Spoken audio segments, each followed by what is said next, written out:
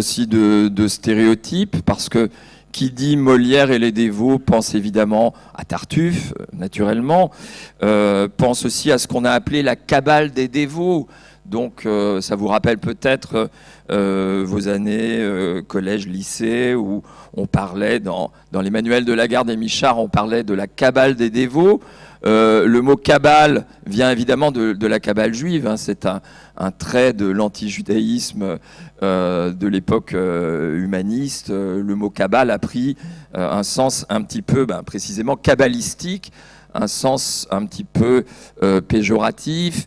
Donc il évoque d'abord un complot, une conspiration, puis par dérivation, par métonymie, si vous voulez, ça désigne un groupe.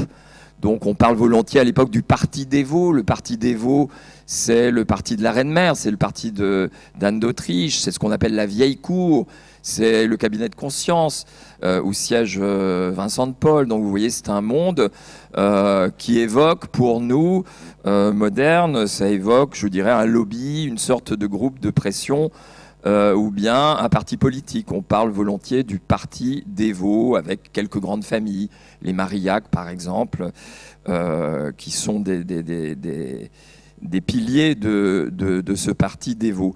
Alors, la cabale des dévots, évidemment, elle doit son nom à ces années un peu compliquées, 1664, 65, 66, c'est l'affaire Tartuffe, donc que je vais évoquer tout à l'heure, factuellement, chronologiquement.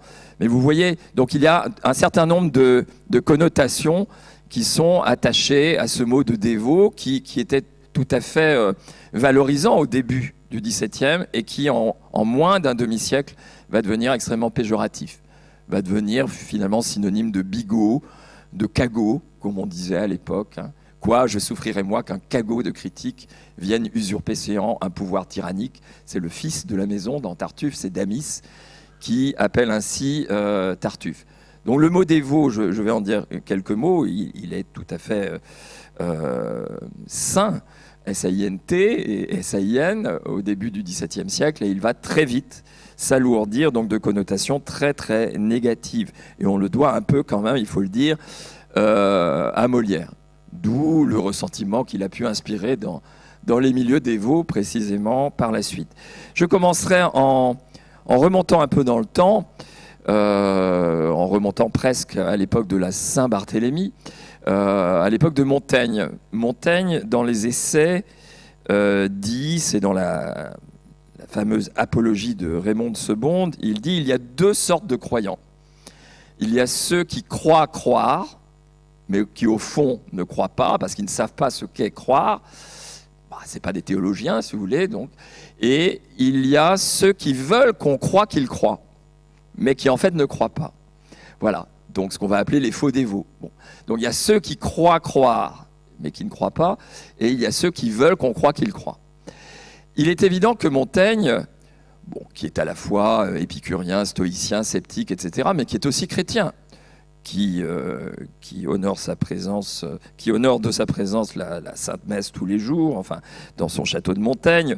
Donc Montaigne n'est pas suspect d'être un ennemi de la chrétienté du XVIe siècle, mais il est clair qu'il se situe ailleurs.